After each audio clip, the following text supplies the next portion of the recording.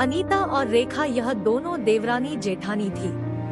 जेठानी अनीता नौकरी भी करती थी और देवरानी रेखा यह घर संभालती। उनका परिवार बहुत बड़ा था। सास ससुर और उन दोनों के बच्चे कुल मिलाकर 10 लोग घर में रहते और अब बहुत साल बाद उनकी बुआ सास अपने भाई के घर रहने आई थी। सुबह उठने के बाद बुआ सास ने देखा कि अनीता फटाफट अपने काम कर रही थी। रेखा ने नाश्ता बनाया और वह नाश्ता अनीता ने सबको परोसा। उसके बाद अनीता ने अपना टिफिन पैक किया और वह काम पर निकल गई। रेखा ने वापस दोपहर का खाना तैयार किया और थोड़ा वक्त अपनी सास और बुआ सास के साथ बैठी रही। बुआ सास से रहा नहीं गया। उन्होंने रेखा को पूछा, छोटी बहू तुम्हारी जेठानी तुझ पर बहुत हुक्म चलाती है। सुबह से देख रही हूँ रसोई घर में अकेले ही काम करती हो और वह महारानी दिखावा करने के लिए नाश्ता परोस रही थी, जैसे कि उसी ने ही नाश्ता बनाया हो। यह सुनने के बाद रेखा ने बुआ सास के तरफ देखा और बोली, बुआ सास जी ऐसा कुछ नहीं है, अनीता दीदी बहुत अच्छी है। बुआ सास बोली, तुम बहुत भोली हो रेखा, मुझे सब समझ में आता है, मेरे बाल धूप से सफेद नहीं हुए हैं। रेखा से अब नहीं रहा गया। वह बोली, ऐसा नहीं है बुआ जी, आपको सुनैना दीदी ने सबको नाश्ता परोसा वह दिखा, पर आपको यह नहीं दिखा कि दीदी ने मुझे जबरदस्ती सबसे पहले नाश्ता करने दिया और चाय भी दी। वह रोज मुझे ऐसे सबसे पहले ही नाश्ता दे देती है, नहीं तो सबके लिए नाश्ता करते करते मैं खुद के लिए नाश्ता बनाना भूल जाऊंगी। दीदी मेरी कितनी चिंता करती है। दीदी सुबह जल्दी उठकर मंदिर साफ करती है, फूल सजा कर रखती है और मुझे उनके 1 घंटे बाद उठने के लिए कहती है। शाम को आते समय बाजार से सब्जी भी लेकर आती, क्योंकि हमारे मिस्टर रात को देर से आते हैं और मम्मी जी को अनीता दीदी ने बाजार में जाने को मना किया है, क्योंकि अब उनकी उम्र 60 साल से ज्यादा हो गई है। बाजार में जाते समय उनको तकलीफ होगी, उनके पैर बहुत दुखेंगे। कभी उनको बाहर घूमने का मन हुआ तो अनीता दीदी छुट्टी लेकर उनको घुमाने ले जाती है। और हाँ बुआ जी, दीदी रोज शाम को आने के बाद वह कितनी भी थकी हो तब भी मुझे खाना बनाने में मदद करती है। वह मेरी बड़ी जेठानी जरूर है, पर मुझे अपनी छोटी बहन ही समझती है और मैं उनको अपनी बड़ी बहन समझती हूँ। यह सब सुनकर बुआ सास एकदम चुप हो गई।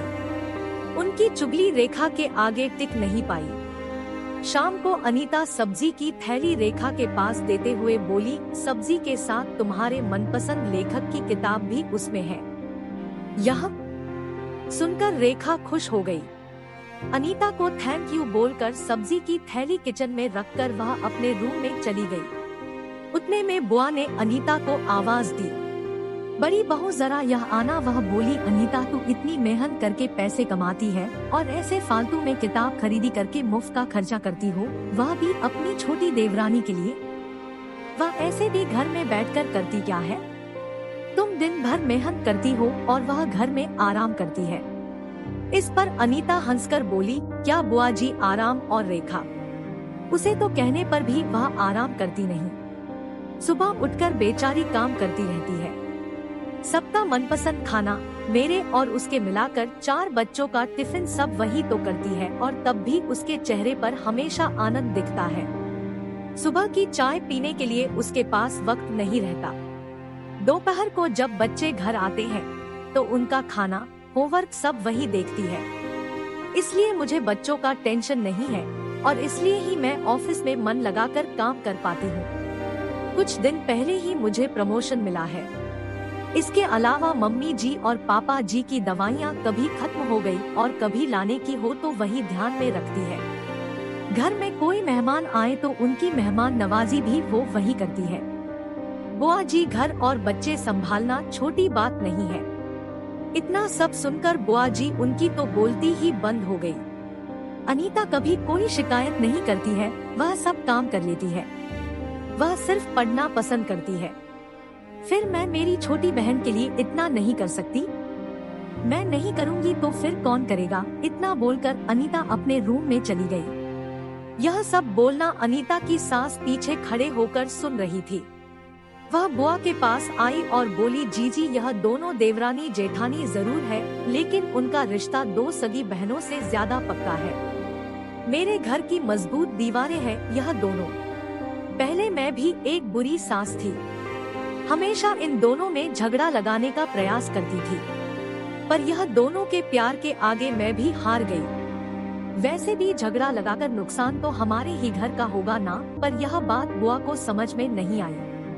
रुदन करते हुए कमरे से बाहर चली गई, क्योंकि उन दोनों में झगड़ा लगाने के लिए ही वहां आई थी।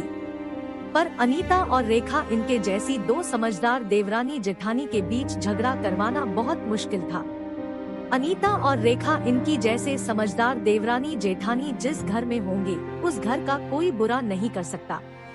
जिस घर में ऐसी बहुएं होंगी वह घर स्वर्ग बन जाएगा। दोस्तों, ऐसी कहानी सुनने के लिए हमारे चैनल को लाइक करें, शेयर करें, सब्सक्राइब करें। Thank you so much.